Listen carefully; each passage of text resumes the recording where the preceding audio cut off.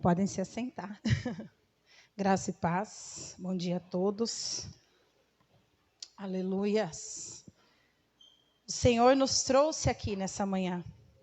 A palavra de Deus, as escrituras sagradas nos dão essa certeza de que aqueles que creem em Cristo caminham por onde Ele deseja, trilham o caminho que Ele preparou. Então, se eu e você estamos aqui nessa manhã, foi porque o Espírito Santo de Deus nos trouxe aqui. Primeiro, eu gostaria que você abrisse a sua Bíblia em Isaías 30. Nós não vamos sair de Isaías para não perder o fio da meada aí do pastor Jeff, mas a gente vai ler o capítulo 30. Deixa aberto um pouquinho aí, por favor, Isaías 30, e eu já passo o versículo que a gente vai ler. Eu tenho refletido nessa mensagem, mas mesmo diante do seu contexto, de um contexto tão de negativo em relação ao homem e Deus, nós sabemos, comentaristas dizem que Isaías é uma Bíblia em miniatura. Por quê? Isaías tem 66 capítulos, como a Bíblia tem 66 livros. Os primeiros 39 capítulos de Isaías representam os 39 livros do Antigo Testamento. E os 27 últimos livros de Isaías representam os 27 livros do Novo Testamento. Então, o pastor Jeff, ele está ministrando sobre Isaías 40, e ele fala justamente que esse capítulo é o primeiro capítulo que Deus começa a tratar o povo mais de perto em questão das bênçãos. Então, a gente pensa assim, mas e os 39 capítulos anteriores? Deus está tratando o povo como? Com graça também. Nós sofremos um pouco, temos um pouco de dificuldade de acreditar que o Antigo Testamento Deus agia com graça também. Porém, é simples a gente conseguir entender que Deus ele age com graça sim ainda no Antigo Testamento, mesmo no Antigo Testamento. Por quê? Porque Deus ele não se fragmenta como homem. Deus ele não, o atributo de Deus não permite que ele seja um Deus justo e deixe de ser amoroso por causa disso.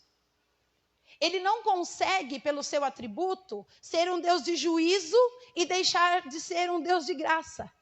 Nós, sim, nós conseguimos ser uma coisa ou outra, mas Deus não. Então, mesmo quando Deus trata com juízo, mesmo quando Deus trata com um pouquinho mais ali, firme, duro, Ele está sendo amoroso, gracioso, misericordioso, bondoso. Então, eu gostaria de refletir um pouquinho com você sobre esses caminhos que muitas vezes nós tomamos na nossa vida. O medo, por exemplo, é uma coisa que às vezes nos paralisa. Ele não só nos paralisa, como ele também deturpa a nossa visão. Muitas vezes a gente não enxerga direito quando a gente está com medo. A gente não enxerga as coisas como elas realmente são quando nós estamos ansiosos. Nós não enxergamos a situação que nós estamos com esperança de que vai melhorar, porque a gente está tão travado naquele problema que a gente não consegue ver a solução. O capítulo 30 de Isaías, que é onde a gente vai ler, só para a gente entender um pouco o seu contexto, o povo de Judá estava morrendo de medo de um rei assírio. Ele estava vindo para Judá, para atacar Judá, com o seu grande exército.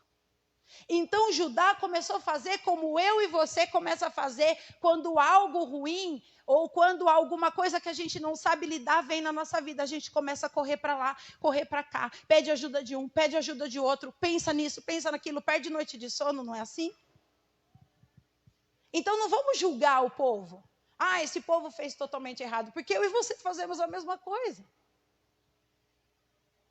Quando o povo assírio estava vindo para atacá-los, eles começaram a fazer o quê? Eles começaram a juntar o pouco da riqueza que eles tinham, que o próprio Deus havia dado para eles, e eles estavam levando lá para o Egito para comprar cavalos velozes, para contratar guerreiros, porque no meio deles não tinha guerreiros o suficiente. Então eles começaram a encher os seus animais com aquelas bolsas, com aquela riqueza e levar para o Egito, porque nós precisamos dar um jeito, o rei está chegando.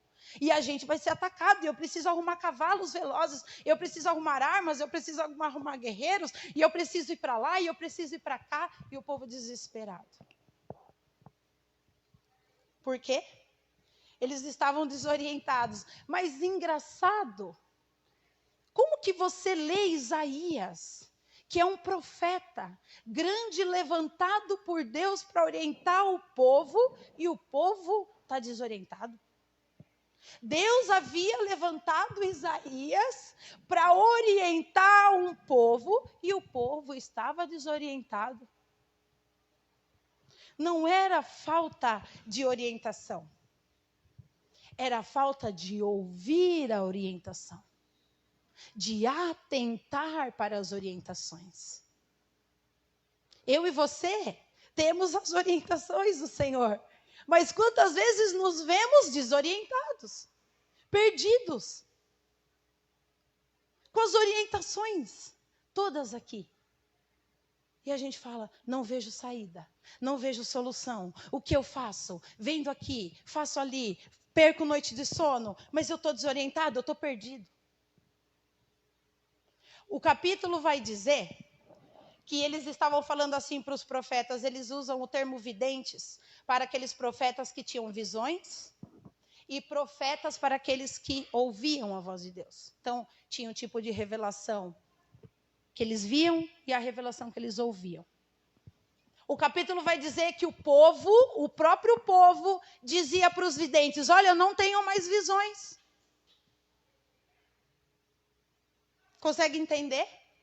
Eles estavam desprezando as orientações, as visões que Deus estava vendo para que eles tivessem uma orientação. E eles falavam assim para os profetas, olha, não profetiza mais nada ruim, não. Nem que seja mentira, mas profetiza coisa boa. A gente acha engraçado, né? O Lucas deu risada. Mas às vezes a gente faz isso.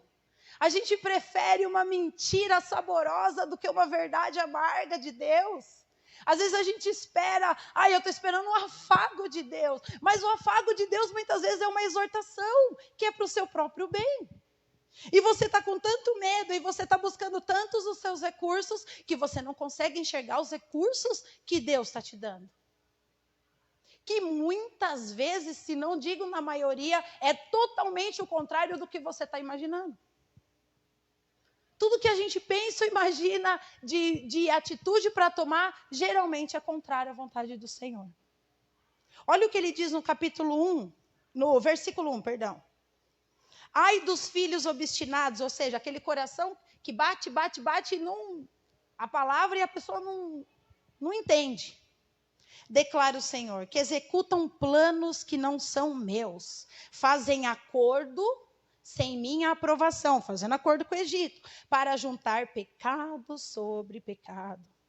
Que descem ao Egito sem me consultar, para buscar proteção no faraó, no poder do faraó, e refúgio na sombra do Egito. A nossa proteção está na sombra do Onipotente.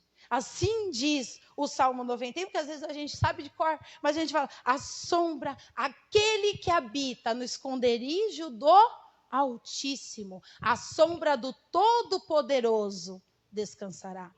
E o povo aqui estava buscando sombra de homens. Veja lá comigo 31:3. Olha o 31:3. Mas os egípcios são homens, não Deus. Seus cavalos são carne, não espírito. Quando o Senhor estender a mão, aquele que o ajuda, tropeçará, o Egito. E aquele que é ajudado, que procura ajuda no Egito, cairá. Ou seja, os dois perecerão juntos. A gente tem dado a mão para quem não pode nos ajudar. Feito acordo com o Egito, com o mundo, com coisas que não são os recursos de Deus para nós. E tanto isso isso que você confia, e tanto você, porque você vai estar junto, os dois vão perecer. Agora, se nós estamos segurados na mão do Deus Todo-Poderoso, quem há de vir contra nós se Deus é por nós? Nós falamos esse verso de cor, mas nós vivemos isso muitas vezes. Nós temos tido medo. Nós temos agido com as nossas forças, gastando todas, porém sem êxito. Mas eu fiz tanto, mas eu corri tanto, mas eu me esforcei tanto.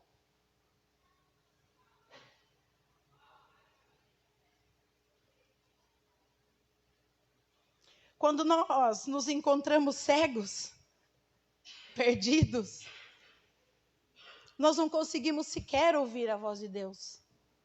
Porque a gente está correndo demais para parar e ouvir. Para parar e descansar no Senhor. No verso 15 do capítulo 30, a gente só vai ficar entre o 30 e o 31, então vai ficar fácil aí para você encontrar, que eu não tenho o hábito de fazer slide. 30, 15, diz assim, ó: o soberano Senhor, o Santo de Israel, no arrependimento e no descanso está a salvação de vocês. Na quietude e na confiança está o seu vigor, mas vocês não quiseram. O Senhor disse, no arrependimento e no descanso. Quem consegue descansar em Deus diante da adversidade? O rei estava vindo. E era um exército numeroso. E eles estavam desesperados. E o profeta de Deus estava dizendo, calma. É na quietude. É na confiança. É no arrependimento e no descanso. Ei, Deus estava propondo descanso para um povo que estava prestes a ser atacado por um grande exército. Não é louco pensar nisso? Deus parece que trabalha com as coisas ao contrário das nossas visões. Aos olhos do povo, Faraó era a salvação deles. Ah, Faraó domina o mundo. Ele tem um grande exército. Ele tem cavalos velozes, ele tem carros, ele tem armas, ele tem tudo. Ele vai ser o nosso grande aliado. Aqui a gente está vendo, 31:3 vai dizer, Faraó é um homem. As coisas que ele possui são nada. Então, o povo não conhecia a vontade de Deus, porque não consultava. Não era porque Deus estava sem revelar, não. É porque eles não consultavam. E mesmo não consultando, Deus levantou o profeta e o que aconteceu? Não ouviram. Eles estavam firmes, na convicção de que eles seriam capazes. De que eles poderiam, mesmo sem Deus, fazer. Porque eles tinham ótimos planos. Poderiam até ser ótimos planos, mas não eram os planos de Deus. Os planos de Deus são o quê? Maiores do que os nossos. E os seus caminhos bem mais amplos, bem mais altos do que os nossos. Ah, isso a gente também sabe. Ah, Yara, isso daí a gente sabe de cor. A gente sempre fala isso. Mas que eu vivo fazendo os meus planos e agindo do jeito que eu bem entendo, isso eu faço. Os planos de Deus são maiores. Os planos de Deus são melhores. Os caminhos são mais altos. Mas toda vez que eu vou me programar, eu não coloco Deus na frente. Então, não estou entendendo. Há uma contradição aí. E nós somos bem contraditórios mesmo. Além de não consultar ao Senhor, de não depositar a sua confiança na sua palavra, procurar ajuda, com aquele que também poderia perecer. Eles estavam totalmente distantes do Senhor. Esse é o ponto principal do Antigo Testamento. O ponto principal do Antigo Testamento não é Deus agindo com mão forte, com mão pesada. O Antigo Testamento vai tratar do quê? Do povo sem Deus. De um povo cada vez mais distante de Deus. Então, as suas consequências, as consequências de uma vida distante de Deus, não poderia ser diferente. Ai, Deus está pesando a mão. Não, você está distante de Deus. Você não quer saber de Deus. Você despreza a sua palavra, despreza os seus profetas. Você está plantando e você vai colher.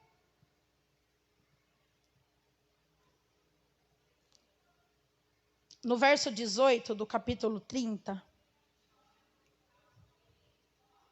vai dizer uma coisa que vai virar a chave da vida deles. Inicia-se aqui, até onde nós lemos, até o 17, esse povo está sofrendo, está distante, está menosprezando, está apostatado da fé. Nem conhece mais a Deus, nem sabe mais. Agora, o lindo de tudo isso, o maravilhoso de tudo isso, dá licença.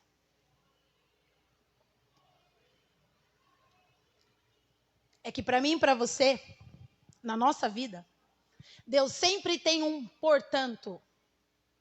Deus sempre tem um contudo. Mesmo com tudo isso, Deus vai fazer algo. Então, se não fosse esse portanto, se não fosse esse contudo, o povo estava indo para a destruição. Até agora, só falei isso. Que o povo estava distante, que o povo estava fazendo besteira, que o povo não estava colocando Deus nos planos, que Deus estava procurando farol, que o povo estava fazendo isso, que o povo estava fazendo aquilo. Agora eu e você conseguimos ver a bondade do Senhor. Contudo, no verso 18 do capítulo 30, o Senhor espera o momento de ser bondoso com vocês. O Senhor está aguardando o momento para ser bondoso. E que momento vai acontecer? Ele ainda se levantará para mostrar-lhes compaixão, pois o Senhor é Deus de justiça, como são felizes todos os que nele esperam. Então, quando você se voltar para o Senhor, lembra arrependimento e descanso, quietude e confiança. Quando você agir dessa maneira, o Senhor está esperando esse momento. Ele está esperando ansiosamente o momento em que você vai se voltar para Ele. Ele está esperando. E olha o verso 21, que é o verso tema da ministração. Quer você se volte para a direita, quer para a esquerda, uma voz nas suas costas te dirá: este é o caminho, ande nele. Em outras versões, quer você volte para a direita, se desvie para a esquerda, a voz dele dirá atrás de você: este é o caminho, siga-o. O que Deus fez com Jesus? Esse é meu filho amado em quem me comprazo, a ele ouvi. Esse é o caminho, ande nele. Deus preparou o caminho, revelou a verdade e me entregou a vida. Quem é? Jesus. Ele é o caminho, ele é a verdade e ele é a vida. Deus me deu o caminho, me indicou o caminho, revelou-nos a verdade e deu-nos a vida eterna. Ele é o caminho, a verdade e a vida. Você quer saber que caminho seguir? Está em Jesus. Você quer saber o que é a verdade? Está em Jesus. Você quer ter vida e vida em abundância? Está em Jesus. Não há mais o que ficar procurando, batendo cabeça. Parece tão simples. Mas depois, no dia a dia, para nós vivermos isso, precisa de um pouquinho de esforço. Precisa de um pouquinho de lembrança de tudo que foi falado. Para que isso seja uma verdade para nós. Ó povo de Sião, verso 19, que mora em Jerusalém, você não vai mais chorar. Como ele será bondoso quando você clamar por socorro. Assim que ele ouvir, vai responder a você. Ele só está esperando a gente clamar por ele. E não importa o quanto tempo eu andei errante, batendo a cabeça, fazendo planos que não eram meus, que não eram do Senhor. Ele está aguardando, e quando eu me virar e clamar por socorro, ele vai me atender. Quando eu pedir, ele vai me atender, ele vai me responder. Então a gente fica no medo do povo, na apostasia do povo.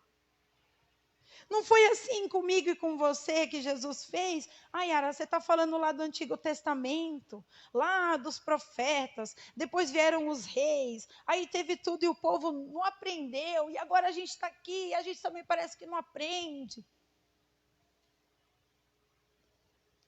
Mas olha só, o caminho já estava preparado. Deus só estava esperando o povo pedir, olha, Senhor, faça parte do meu caminho, me ajuda. Pedir socorro. Verso 19, quando você clamar por socorro, clame por socorro. Aí, eu e você pensamos assim, antes da fundação do mundo, Deus já havia preparado um caminho para que nós pudéssemos andar, ainda que estivéssemos errantes para a direita ou para a esquerda, vacilando para lá e para cá.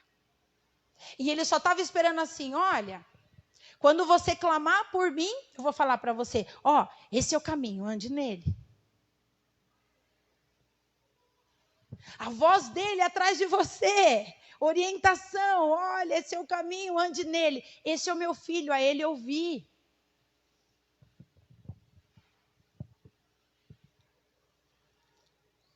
Eu vou caminhar para o final. Esse é o caminho, andem nele. Da mesma maneira, Deus faz comigo e com você. Olha, está tudo aqui, não despreze a palavra. Não despreze a orientação. Não tente gastar as suas forças sozinho, sem êxito, porque não vai ter. Nós não lutamos, já foi dito aqui, nós não lutamos com carne ou sangue, nós lutamos com potestades. Se nós buscarmos a confiança em coisas que nós podemos ver, que aos nossos olhos é concreto, nós vamos perecer. Não importa onde você está buscando. Se é algo que vai perecer, você vai perecer junto.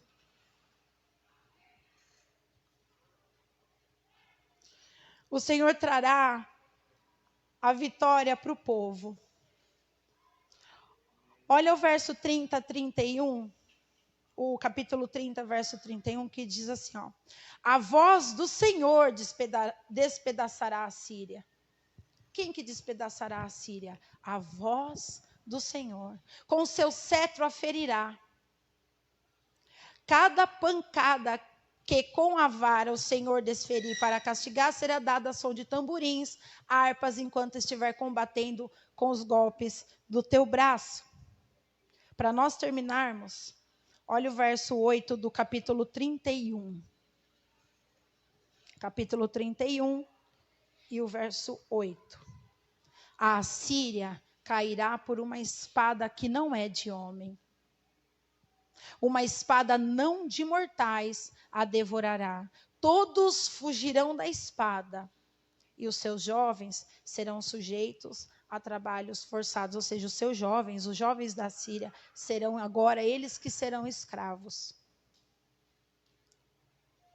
Quando o Senhor anunciar, quando o Senhor abrir a sua boca, o nosso inimigo, às vezes a nossa mente mesmo, que fica a todo momento trazendo dúvidas, desconfiança, ele cairá com a voz do Senhor. o Senhor aguarda o momento em que eu e você vamos clamar por socorro. E Ele preparou já Jesus, seu Filho, para que quando nós estivéssemos perdidos, Ele dissesse: olha, o caminho é este, siga-o. Este é o caminho, ande nele. Jesus é este caminho. Jesus é a verdade que nós procuramos. E Ele é a vida de que nós necessitamos. Ele é a vida eterna. Que nós possamos sair daqui entendendo de uma vez por todas que o Senhor deseja e aguarda que nós confiemos nele, que nós precisemos dele, que nós clamemos por ele. E que eu e você possamos entender de uma vez por todas que nós temos um ajudador que não vai perecer, que a sua mão não vacila, que a sua mão não perece. Basta que nós ouçamos a sua voz. Que Deus abençoe vocês, um bom domingo, em nome de Jesus. Amém. Obrigada.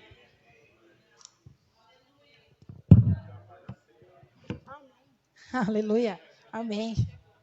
1 Coríntios 11, 23. Nós vamos partir para o momento da ceia. O Senhor preparou o caminho para nós. E Ele está dizendo para você: siga, ande nele. Aleluia. Que bom ter a orientação do Senhor. Se eu e você estivermos desorientados, não é por culpa de Deus, não. É por nossa culpa mesmo. Aleluia. Amém? Pois recebi do Senhor o que também entreguei a vocês, que o Senhor Jesus, na noite que foi traído, tomou o pão e, tendo dado graças, partiu e disse: esse é o meu corpo, que é dado em favor de vocês. Vamos levantar, vamos retirar aqui os elementos, simbolizando esse corpo que foi partido por mim e por você. Este sangue que foi derramado até a última gota, para que nós pudéssemos ser livres, verdadeiramente livres. Pai, nós abençoamos esses elementos, crendo, Pai, que a partir do momento em que nós tomarmos, Senhor, da ceia do Senhor, nós seremos transformados, libertos, curados, restaurados. Não, Senhor, pelo poder de homens, mas pelo poder do Senhor, que é o Deus Todo-Poderoso, que preparou o caminho para nós. E hoje nós estamos andando nele, graças ao Senhor, em nome de Jesus. Amém. Podem retirar. Minha fé não está firmada nas coisas que podes fazer. Eu aprendi a te adorar pelo que és. Dele vem o sim e o amém, somente dele, mais ninguém. A Deus seja o louvor. Se Deus fizer, Ele é Deus. Se não fizer, Ele é Deus. Se a porta abrir, Ele é Deus. Mas se fechar, continua sendo Deus. Se a doença vier, Ele é Deus. Se curado eu for, Ele é Deus. Se tudo der certo, Ele é Deus. Mas se não der, continua sendo Deus. Minha fé não está firmada nas coisas que podes fazer. Eu aprendi a te adorar pelo que és.